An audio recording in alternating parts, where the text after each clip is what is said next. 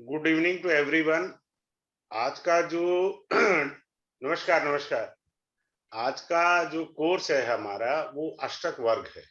ये बहुत इजी है और जितने भी अच्छे एस्ट्रोलॉजर आ रहे हैं वो अष्टक वर्ग और उसका जो सेकंड पार्ट होता है इंदु लगन, इसके बिना कुंडली नहीं देखते। जितने भी बड़े एस्ट्रोलॉजर हैं नामी गिरामी, वो इंदु लगन को बहुत अच्छे तरीके से देखते हैं। इंदु लगन हमारे को फाइनेंशियल पोजीशन अच्छे से बताता है।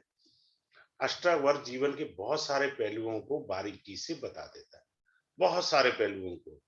अब मैं आपको स्क्रीन शेयर करके समझाता जाता हूँ। किसी को ना समझ में आए तो वो पूछ ले। अपने आप को म्यूट रखिए, जब आपने बोलना है तब आप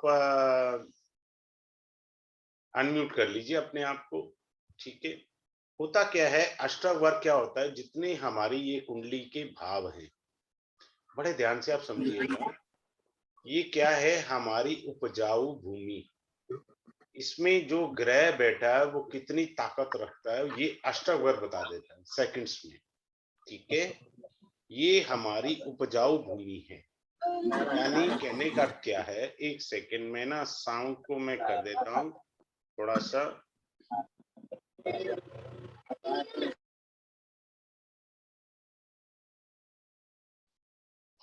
अब आप देखिए, हमने कहा आराम से चल रहे हैं इसको लेकर के।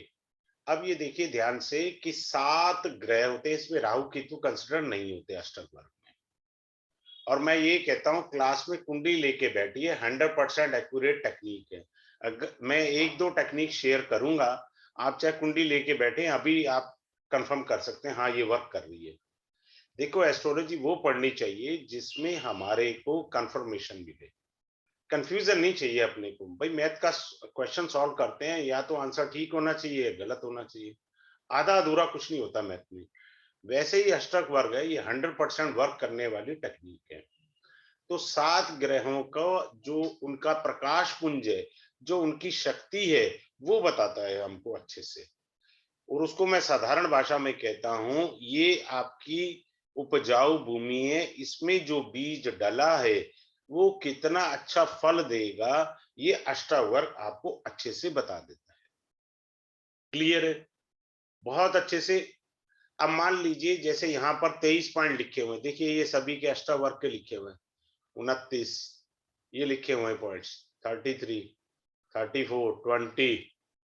ठीक है, ये पॉइंट्स लिखे हुए हैं। अष्टावर्ग में ये पॉइंट बड़े अच्छे से आपको क्लियर हो जाते हैं।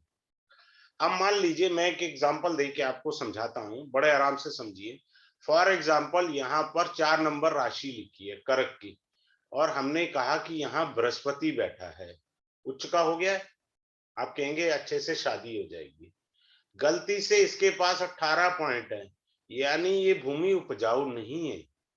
शादी होगी ये तो परमात्मा जाने, संभावनाएं कम हो गई शादी, क्योंकि जो उपजाऊ भूमि थी वो कमजोर हो गई। इस प्रकार से आप आराम से समझ सकते हैं।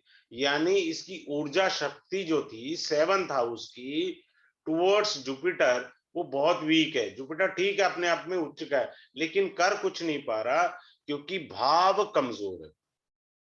कौन कमजोर है? भाव कमजोर है। जब भाव कमजोर होता है तो ग्रह कोई ज्यादा ताकत लेकर के आगे नहीं बढ़ पाता।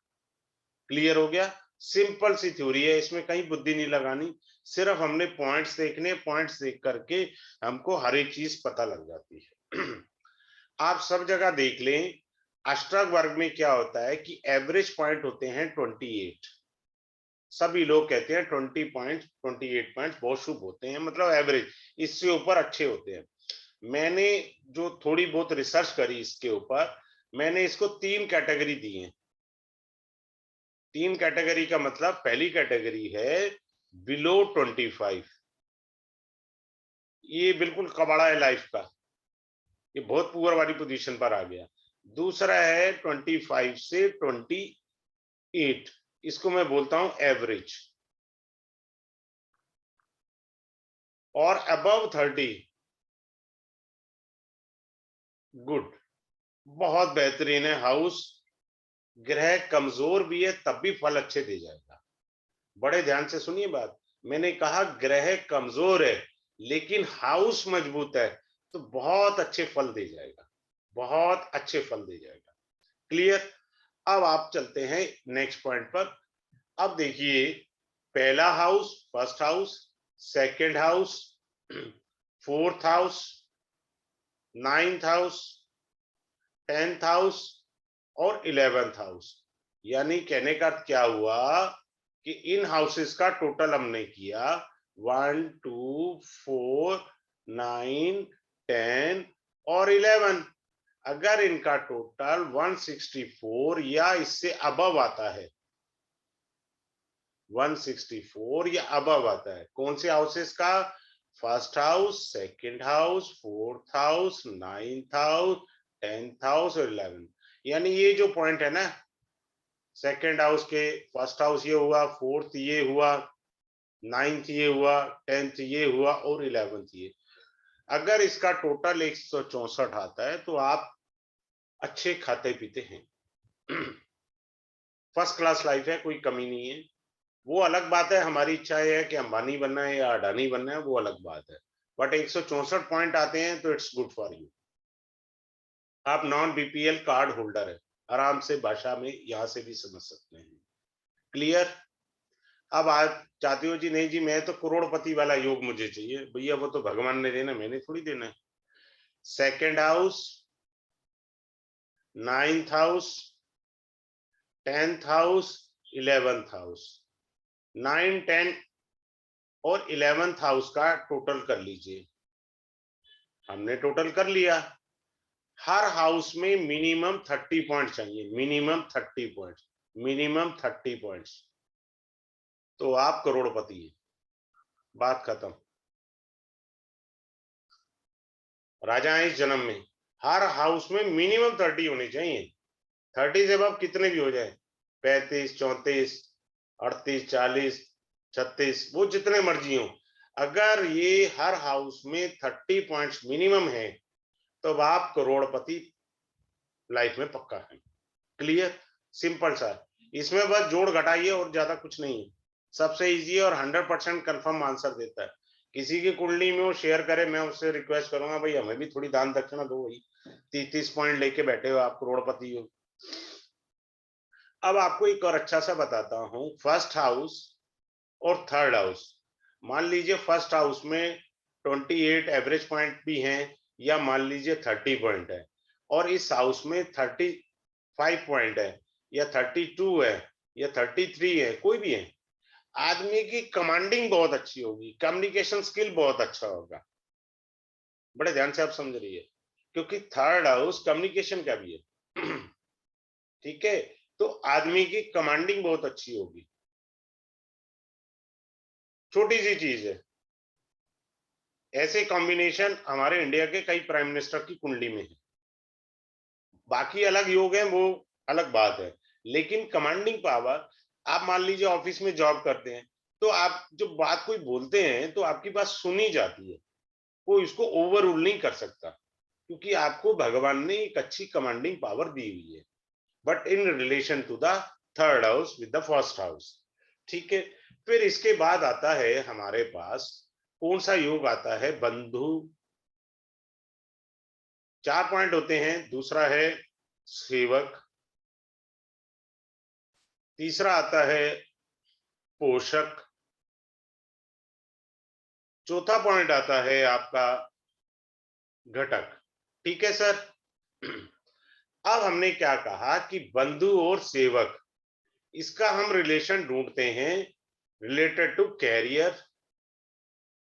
ठीक है। दूसरा क्या है कि मैं एक अच्छा बिजनेसमैन बन सकता हूं, वो ये कॉम्बिनेशन बता देगा। क्या मैं इंडिपेंडेंट बिजनेस कर सकता हूं, वो ये कॉम्बिनेशन बता देगा। ये क्लास का विषय है। फिर आता है पोषक और घटक। सारी जिंदगी उधार पर चल रही है, या कुछ आपके पास भगवान ने कुछ दिया है पैसा, ये आपकी मॉनेटरी पोजीशन को बताता है। पोषक और घटक का कॉम्बिनेशन आपकी फाइनेंशियल पोजीशन को अच्छे से बता देता है, क्लियरली डिफाइन करता है। क्लास में मैं सबसे कहता हूं भाई साहब आप अपनी कुंडली लेके बैठो, उसके अकॉर्डिंग पढ़ो कि भाई मेरी ये टेक्निक वर्क कर रही है या नहीं वर्क कर रही। ठीक है। इस तरह से हम ये चारों पॉइंट्स को कंसिडर करेंगे। फिर हम ये पढ़ेंगे कि हमारी जिंदगी में भगवान ने संपन्नता लिखी है यानी प्रॉस्पेरिटी लिखी है या निर्धनता लिख दी है भगवान ने हमारे जीवन में, आपको दिख जाएगा, इसके अंदर स्पष्ट आता है। फिर आता है कि आपको उम्र के किस एज में, एज निकलती है इस फॉर्मूले में कि किस एज में मेरे को दुख होगा और कष्ट होगा, वो निकाल दिया जाता है। वो है 3 ग्रहों से हम देखते हैं। 3 ग्रह कौन से हैं? शनि भगवान, मंगल, राहु, केतु। इन 4 ग्रहों से हम लोग दुख और कष्ट को देखेंगे। ठीक है। फिर क्या है? शुक्र और बृहस्पति से हम लोग जीवन में कब सुख मिलेगा, when I will get prosperity, किस एज में मिलेगी? 52 साल की एज मिलेगी, 25 की एज में मिलेगी, 30 की एज मिलेगी। दुख और कष्ट क्या है कि 40 साल की उम्र में मिलेगा, 48 में मिलेगा, कब मिलेगा मेरे को? तो वो एज निकालते हैं हम लोग। क्लियर? इसके अंदर स्पष्ट एज आ जाती है। और जिन्होंने भी मेरे से कोर्स किया है वो अपनी कुंडली लेके बैठे, जैसे मैंने डेमो में बोला, उन्होंने कंफर्म किया, वो कोई दिक्कत नहीं है उसमें, बड़ा इजी है। फिर एक होता है कि कुछ लोग आपने देखा होगा रात 2 बजे सो रहे हैं, सुबह 12 बजे उठ रहे हैं, 11 बजे उठ रहे हैं, कुछ फर्क ही नहीं पड़ रहा। कुछ लोग धक्के खा रहे हैं, बाबा रामदेव का योगा कर रहे हैं। ठीक है। मतलब कुछ लोगों को भगवान ने ऐसा बना के भेजा है, लक्कड़ पत्थर सब हजम, आराम से वो गिरने वाली पार्टी नहीं है। वो कॉम्बिनेशन आपको हेल्थी बॉडी का वो बताया जाएगा कि मेरी बॉडी बिल्कुल फिट रहेगी थ्रू आउट लाइफ या खराब रहेगी। फिर आपको टेक्निक सिखाई जाएगी। ये लगन है, ये मान लीजिए हस्बैंड है और ये सामने का घर वाइफ का है। ठीक है, एक ये पॉइंट हुआ। अब आपको सर्वाष्टक वर्ग से ये बताया जाएगा कि घर में किसका होल्ड है, किसकी कमांड चलती है, वाइफ की कि हस्बैंड की। अब मान लो यहाँ वाइफ आ गया तो यहाँ हस्बैंड आ जाएगा। ठीक है, बस यही फर्क आना है ना। लेकिन हमने ढूंढना क्या है? कमांड ढूंढनी है कि किसकी चलती है घर में। सिंपल सा, हर चीजों को हम ध्यान से सीखेंगे और समझेंगे। देखो, एक अच्छी बात सीखिए, त्रिक भाव होते हैं 6, 8, 12। ये छठा घर है, ये 8वां घर है और ये 12वां घर है। ये त्रिक भाव होते हैं। त्रिक भाव में जितने कम पॉइंट होंगे उतने आप सुखी होंगे। अब ये देखिए, ये किसी की कुंडली है, यहाँ 34 पॉइंट है, ये ज्यादा पॉइंट आ गए इसमें। यहाँ 25 पॉइंट है, गुड, वेरी गुड। यहाँ 25 पॉइंट है, गुड। लेकिन छठे घर में ज्यादा पॉइंट आ गए, ये अशुभ है। छठा घर होता है हमारे रोग का, छठा घर होता है हमारे लोन का, छठा घर होता है कोर्ट कचहरी का। यहाँ पॉइंट स्ट्रांग हो जाने से आदमी को या तो रोग लगा रहेगा या झंझटबाजी लगी रहेगी, या ये बड़ा हर चौथे दिन जो है लोन की तरफ भागेगा, टोपी घुमाने के काम करेगा। बात क्लियर? 6, 8 और 12 में कम पॉइंट्स होने चाहिए, कम पॉइंट्स होने चाहिए। जितने कम पॉइंट होंगे जातक उतना सुखी होगा। अब मान लो किसी के यहाँ 40 पॉइंट आ गए, अब बोलो जी ये भाव तो मृत्यु का है, मृत्यु थोड़ी होगी, तो क्लास में पढ़ाऊंगा उसको होगा क्या? एक सज्जन के थे, क्लास में निकल आया 40 पॉइंट थे, तो मैंने उनको क्लियर करके दिया कि साहब आपका एज फैक्टर में ये प्लस और माइनस है। बात क्लियर हो गया? फिर इसके बाद हम क्या पढ़ेंगे? ये पढ़ेंगे हमारे 7 प्लेनेट हैं। कौन से हैं? सूर्य, चंद्र, मंगल, बुध, बृहस्पति, शुक्र, शनि। उनका ट्रांजिट सभी 12 घरों में समझाया जाएगा। सभी का 12 घरों से रिलेटेड ट्रांजिट सिखाया जाएगा। अब जैसे मैं एग्जांपल से बताता हूं, यहां शनि आए, मान लीजिए 5 नंबर की राशि है, 37 पॉइंट है। ठीक है, 5 नंबर की राशि है, 37 पॉइंट है। चूंकि लियो साइन है तो शनि यहाँ इसको बहुत कुछ दे देंगे, क्योंकि लियो साइन जो है वो सूर्य राजा है, राजा के घर में शनि आए हैं, तो जीवन में विशेष सफलता होगी, वो अलग चीज है। लेकिन हमने तो पॉइंट से देखा, 37 पॉइंट है, शनि यहाँ प्लस करके जाएगा इसकी लाइफ में, चाहे 7.5 ही हो। यहाँ शनि आएगा, बहुत प्लस कर देगा। एक तो खुद की राशि, ऊपर से पॉइंट 35 है, बहुत अच्छा करके जाएगा। लेकिन डिटेल में मैं क्लास में थोड़ा, ये तो आपके साथ एक इंटरेक्शन क्लास होती है जिसमें मैं ज्यादा डिटेल में नहीं जा सकता। फिर आपको छोटा सा एक मैं टिप दे दूंगा वास्तु दोष की। यहां से भी आप अपने घर का, कल है मेरी डेमो वास्तु की क्लास की, वास्तु दोष एक मैं बता दूंगा कहां पर है आपके घर में, इसी से ही बताया जा सकता है। अष्टवर्क से भी वास्तु दोष बताया जा सकता है, वो भी मैं सिखा दूंगा इस क्लास में। एक ही तो लाइन है, कुछ ज्यादा लंबा चौड़ा है नहीं। उसके बाद आता है ये सर्वाष्टक के हिस्से हो गए। यानी अष्टावर्ग के दो भाग होते हैं। पहला भाग होता है सर्वाष्टक, दूसरा भाग होता है भिन्नाष्टक। अभी हमने जो पढ़ा वो था सर्वाष्टक, ठीक है। अब हम भिन्नाष्टक पढ़ेंगे। भिन्नाष्टक का अर्थ होता है अलग अलग, सूर्य के अलग। जैसे ये देखिए, सूर्य के हर घर में अलग अलग पॉइंट है। पहले हर घर में सूर्य के 2 पॉइंट हैं, यहाँ 4 पॉइंट हैं, यहाँ 5 पॉइंट हैं, यहाँ 5 हैं, यहाँ 1 पॉइंट है सूर्य का, नहीं सॉरी 3 पॉइंट है, ठीक है। यहाँ 2 पॉइंट है। तो सूर्य जब 2 पॉइंट पे गोचर करेगा बहुत पीड़ा देगा, जबकि इसको दिग्बल प्राप्त है। दोपहर का समय है, मध्याह्न का समय होता है 10th हाउस, 12 बजे से लेके 2 बजे का समय है। सूर्य यहाँ बली माना जाता है, लेकिन सूर्य को यहाँ 2 पॉइंट मिले हैं। 2 पॉइंट की वजह से बहुत परेशानी आ जाएगी इस आदमी को। मैं बताता हूं आपको थोड़ा सा। ऐसा होता है भिन्नाष्टक में सर्वाष्टक में 28 पॉइंट होते हैं एवरेज, लेकिन इसके अंदर क्या होता है, मैक्सिमम जो पॉइंट होते हैं वो आपको 8 मिल सकते हैं। कितने मिल सकते हैं? 8 पॉइंट मिल सकते हैं मैक्सिमम। अब क्या है कि 8 पॉइंट का होता है, अब अच्छे से और देखिए, सूर्य से हम अपना, एक कुंडली में होता है ना सर्व सिद्धि योग वगैरह, कुंडली में आप सिद्धि योग देखते हैं, त्रिपुष्कर योग, द्विपुष्कर योग, स्वार्थ सिद्धि योग, इस प्रकार से भगवान ने सबको सर्व सिद्धि योग दिया हुआ है। सर्व सिद्धि योग हर एक का अपना अपना है। उसी समय आप कार्य करेंगे, वो कार्य 100% सक्सेस देगा आपको लाइफ में। क्लियर? वो सूर्य के भिन्नाष्टक से आपको सर्व सिद्धि योग पढ़ाया जाएगा, ठीक है, जिससे आप सुख और सफल हो जाए लाइफ में।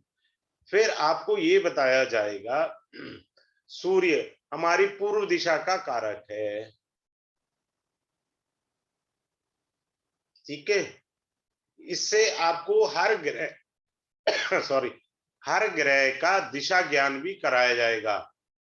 हर ग्रह का, सूर्य है आत्मकारक, ठीक है। सूर्य है आत्मकारक, हमारी आत्मा का वास।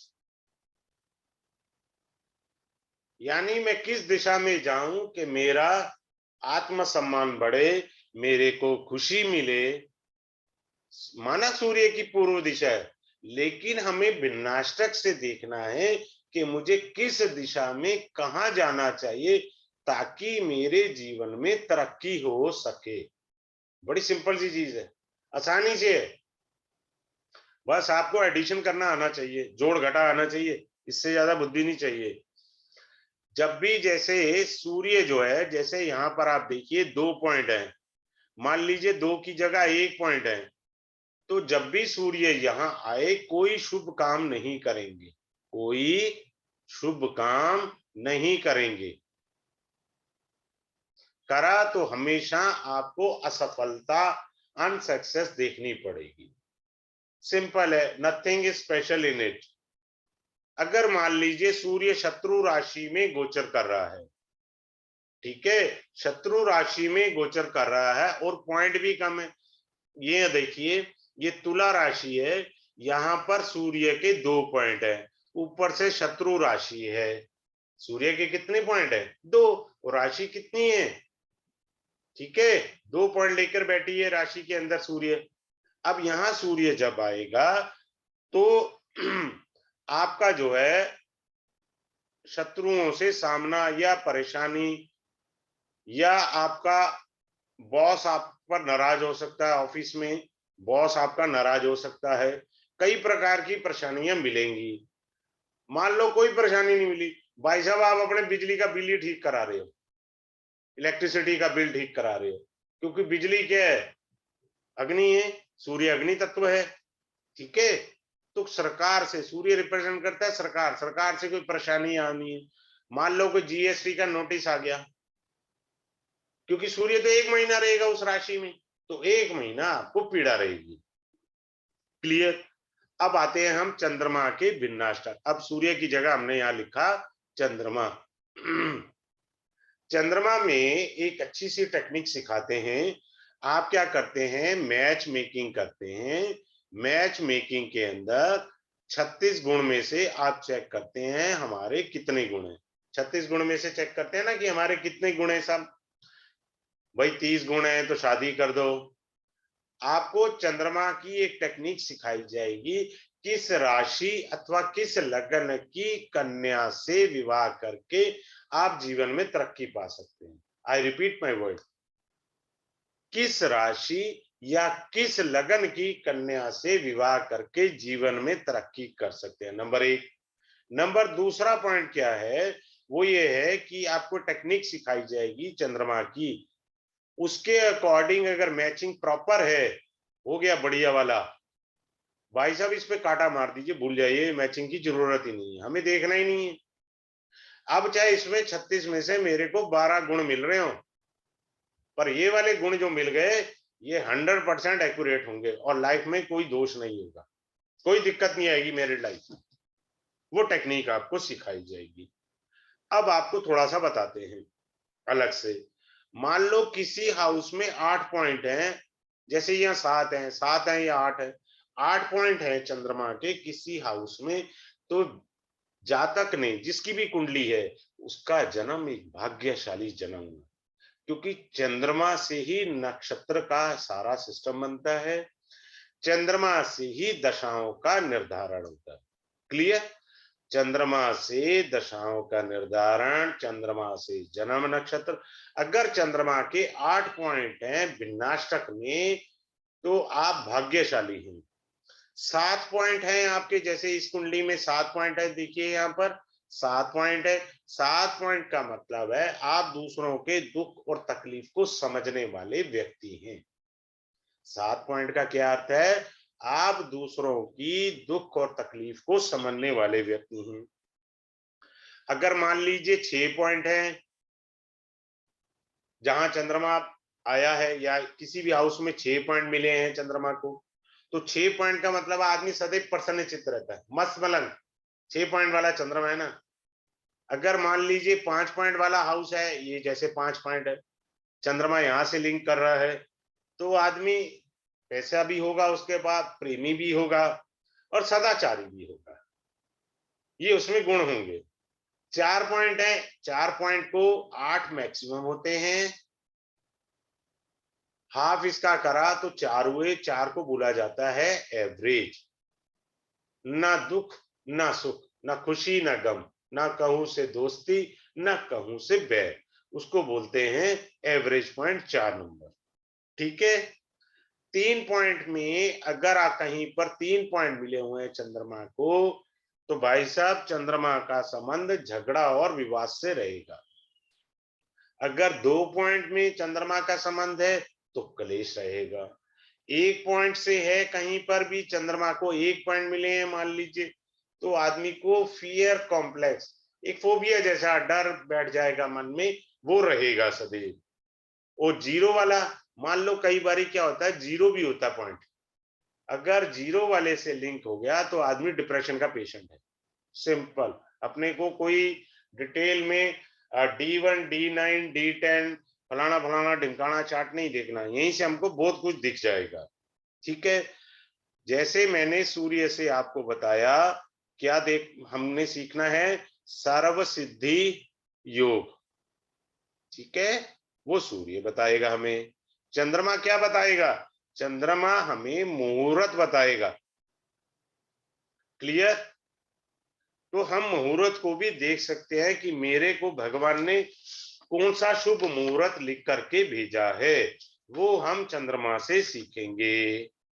ठीक है, अब आते हैं हम मंगल के भिन्नाष्टक पर। अब यहाँ सूर्य लिखा है, इसकी जगह हमने मंगल लिख दिया। तो मंगल से क्या क्या देखेंगे भिन्नाष्टक में? प्रॉपर्टी सबसे, क्यों? मंगल हमारा प्रॉपर्टी का कारक है, प्रॉपर्टी देखेंगे। फिर क्या देखेंगे? मंगल लड़ाई झगड़े का कारक है, लड़ाई झगड़ा। मंगल किस चीज का कारक है? एक्सीडेंट। मंगल किस चीज का कारक है? ऑपरेशन का। तो मंगल से आने वाले कष्ट जो है, हम मंगल के भिन्नाष्टक वर्ग से समझेंगे।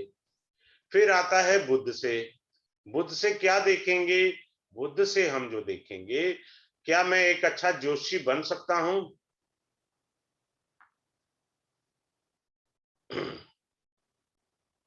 फिर हम ये पढ़ेंगे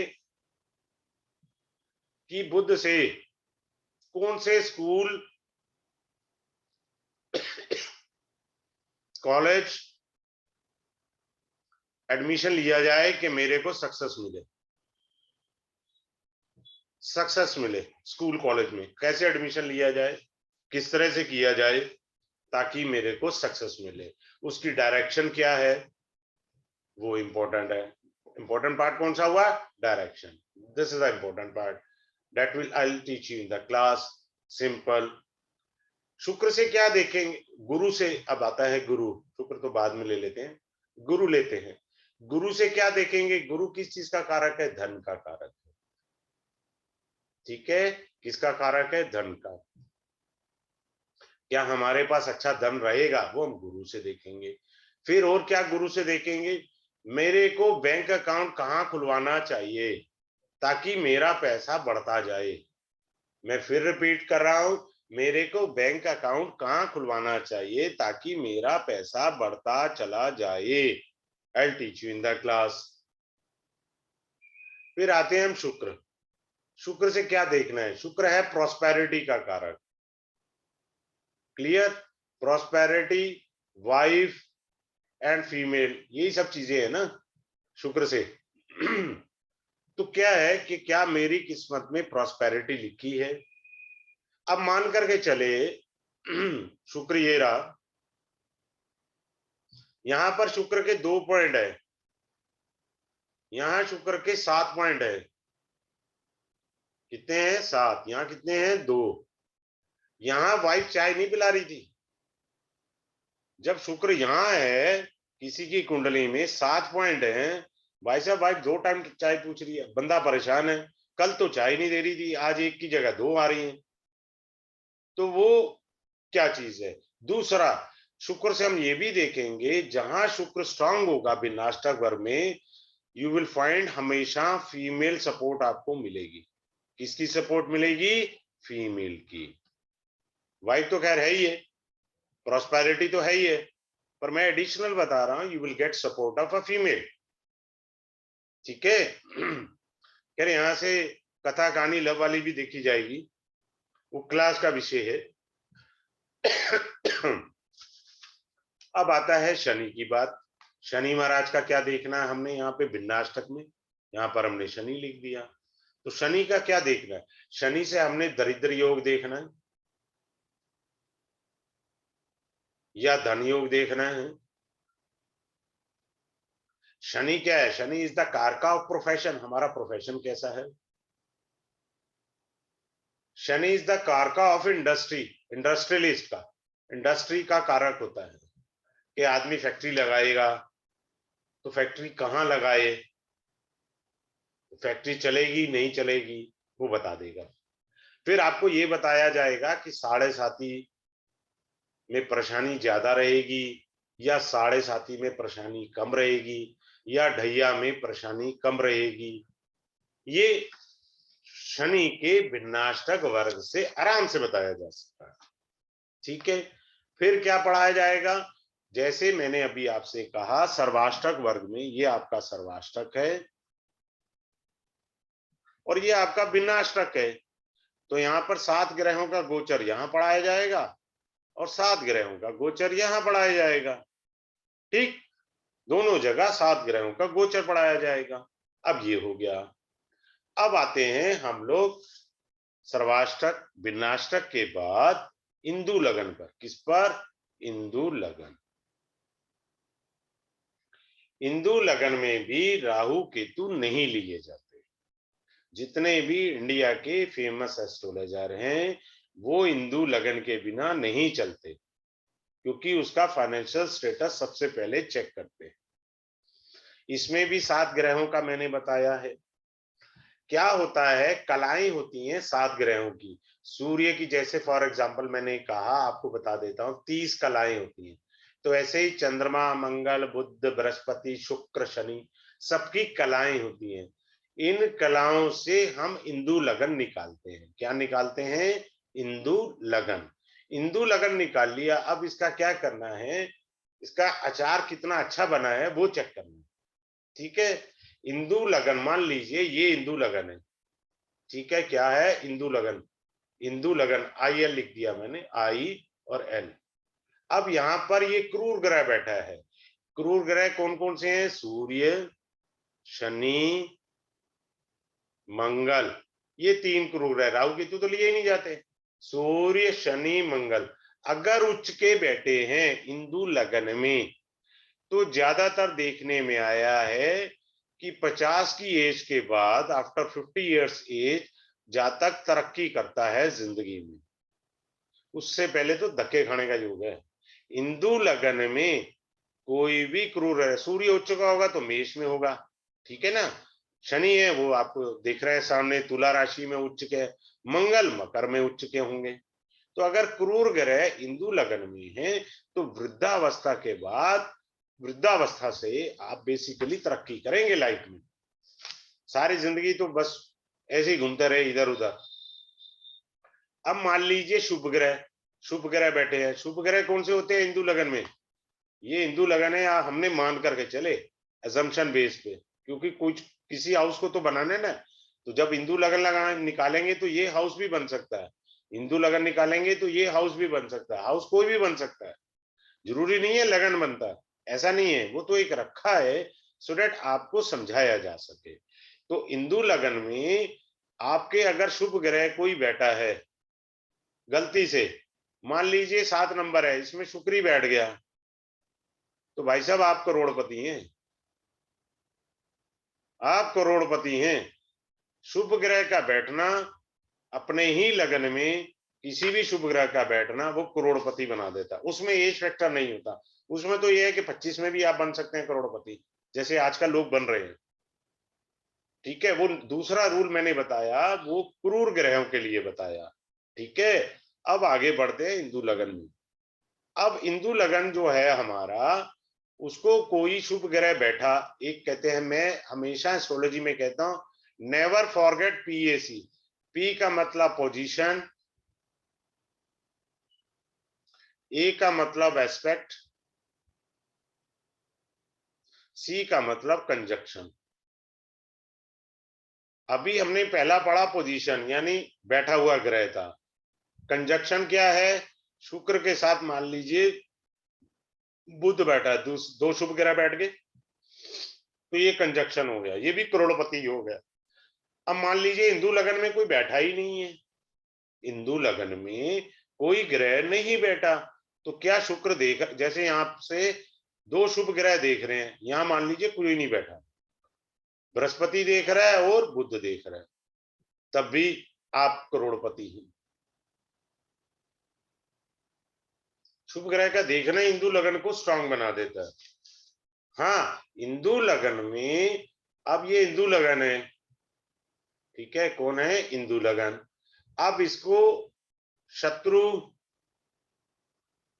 कुंडली के शत्रु, अशुभ ग्रह राहु केतु अगर ये देख रहे हैं तो आपका जीवन सामान्य रहेगा। बहुत संघर्ष से रोटी खा पा रहे हैं आप, बहुत मेहनत से अपना जीवन यापन कर पा रहे हैं, क्योंकि आपका इंदु लगन कमजोर हो गया। किसकी वजह से कमजोर हो गया? शत्रु और अशुभ ग्रहों के देखने की वजह से कमजोर हो गया। ठीक, फिर आगे बढ़ते हैं। इसमें क्या है इंदु लगन में कि जो त्रिक भाव होते हैं, एक तीसरा, छठा, आठवां और 12, इंदु लगन ये मान लिया हमने, फिलहाल यहां मान करके चल रहे हैं। जब इनकी दशा आएगी, दशा का मतलब महादशा, अंतरदशा, प्रत्यंतर दशा, किसी भी ग्रह की आगी तीसरे, छठे, आठवें और 12 की, तब आपको लॉस देखना पड़ेगा। किसका? मनी का। बात क्लियर है? मनी लॉस देखना पड़ेगा आपको। ठीक है, तो इस तरह से होता है इंदु लगन।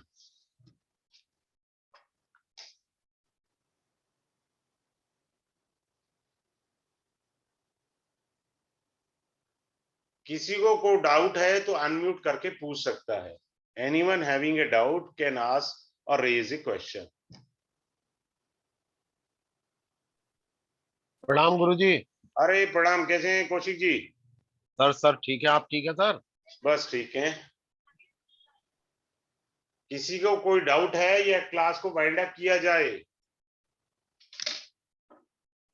मुझे लग रहा है सभी को क्लियर हो गया है, तो क्लास को वाइंड अप कर देते हैं, क्योंकि ज्यादा रॉकेट साइंस नहीं है। थोड़ा बहुत भी ज्योतिष आपको आता है, हमें तो इसमें ज्योतिष देखना ही नहीं, हमें तो इसके पॉइंट्स देखने हैं। अगर पॉइंट समझ आ गया तो सब कुछ समझ आ गया, पॉइंट नहीं समझ आए तो सब बेकार है। सिर्फ पॉइंट्स के आधार के ऊपर है, और वो भी टोटल आना चाहिए करना आपको, बस। ठीक है, तो क्लास में यही वाइंड अप करता हूं। No one has a question और raise a question in the class, so have a good day, good night to all of you.